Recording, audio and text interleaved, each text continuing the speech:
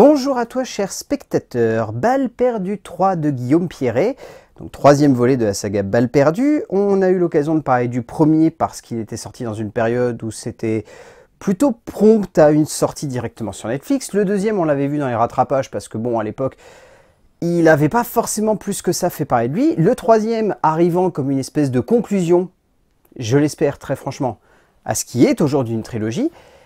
Ça me titillait quand même pas mal. Le résumé pour faire simple, Areski est parti s'exiler en Allemagne et vit caché là-bas tout en cherchant à continuer à garder un pied dans le milieu qu'il connaît. Lorsqu'il se fait trahir, tout en apprenant la mort de Marco, il décide de revenir en France et de récupérer sa famille. J'espère vraiment que c'est la fin. Parce que j'ai passé un très bon moment devant Balle perdue 3, hein. C'est pas le reproche, hein. Au contraire, je trouve que dans le genre, ça fait du bien de voir un blockbuster à la française qui, au moins, propose quelque chose d'original. C'est-à-dire que c'est pareil que pour Rapide. Rapide, je peux trouver plein de reproches à faire au film, mais c'est comme Aka. C'est original, c'est neuf, c'est frais et ça fait du bien. Le souci, c'est que le scénario commence vraiment à pêcher et on commence à se rendre compte que sur un seul film, ça tient. Sur 3 films, c'est long, c'est un peu laborieux et franchement, j'irai pas jusqu'à dire que c'est du nanar, mais ça tire un peu sur la corde du je rajoute des personnages pour essayer d'étoffer un truc qui à la base était simple, direct et cash, et qui devient une espèce d'embroglio de protagonistes qui se rajoutent les uns par-dessus les autres et qui font que du coup, Lino, on n'a plus tant que ça d'attache avec lui. Et c'est un peu dommage parce que derrière, on sent que Guillaume Pierret, il a envie de nous embarquer dans un roller coaster d'action pure, qui est intense, qui est juste, qui est direct, qui se veut être un uppercut.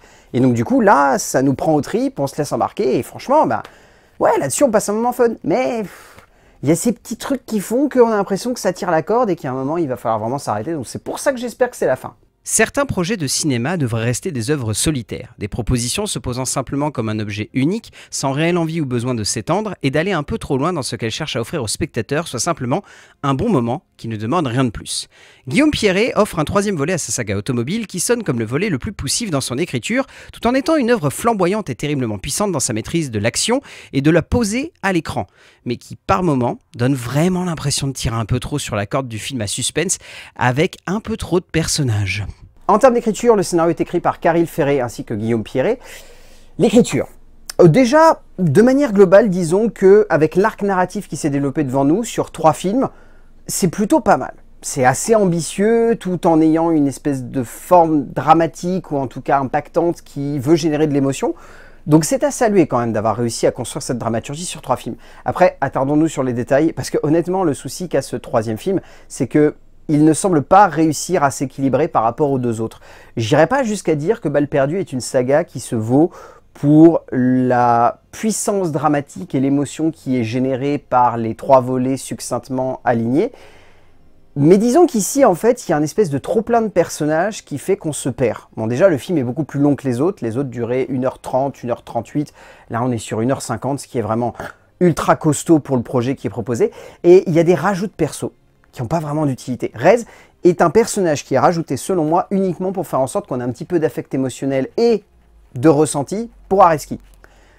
Pour moi, c'est foiré.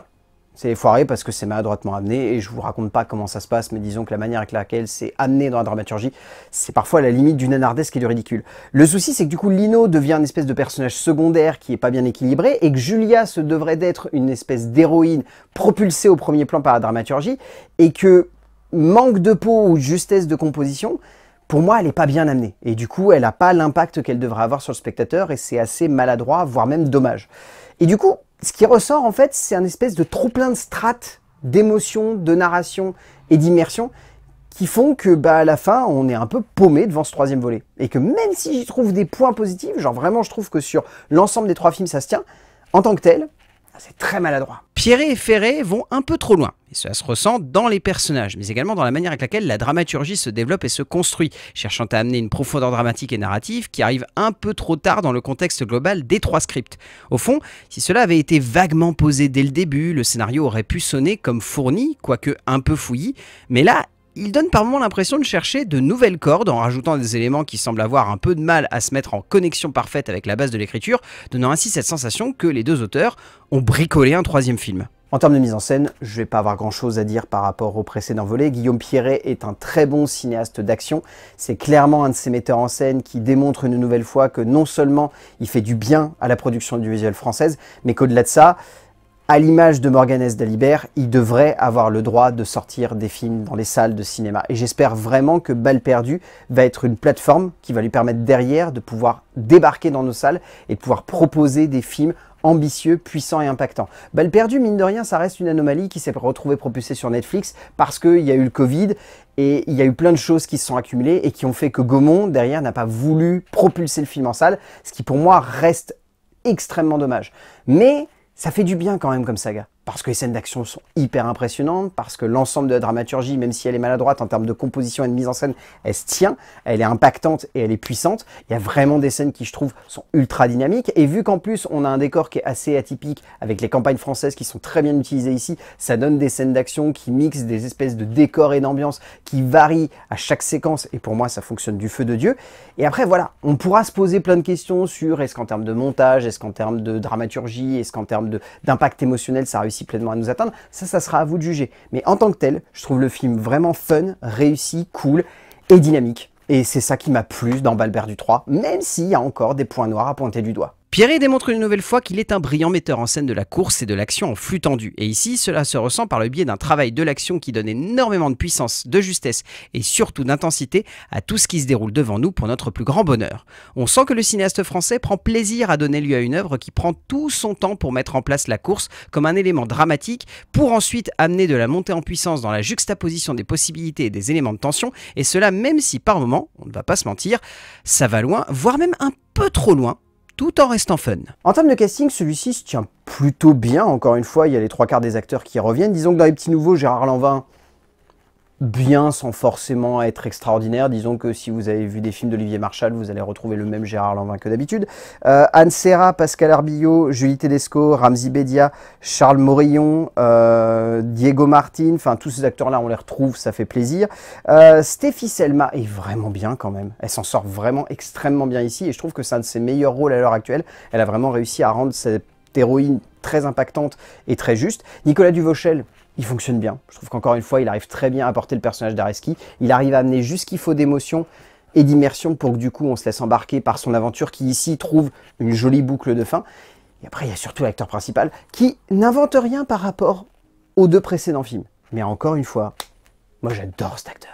Alban Lenoir est une nouvelle fois tout simplement flamboyant, l'acteur offrant une performance qui joue à merveille sur le côté bourrin et violent du personnage, tout en étant très charismatique quand il faut amener plus de subtilité. Au bout du compte, Balles perdues 3, j'espère vraiment que c'est la fin. Je le redis parce que il y a un espèce de trop-plein, je pense, qui est accumulé au travers de ce film, qui donne l'impression que c'est peut-être pas nanardesque quand même, j'exagère, mais un peu maladroit par rapport aux deux précédents, en termes de dramaturgie, en termes de ce que ça veut raconter et de ce que ça veut évoquer au spectateur. C'est un peu lourdingue sur la fin, niveau émotion surtout. Après, ça reste bien fait, encore une fois. Moi, c'est ça que j'aime dans ce genre de film, c'est que c'est original, c'est impactant, c'est puissant. Il y a une énergie vraiment puissante qui se dégage de la mise en scène et qui fait qu'on sent une passion pour le film d'action et le film de course-poursuite. Et il y a des acteurs qui se donnent à fond.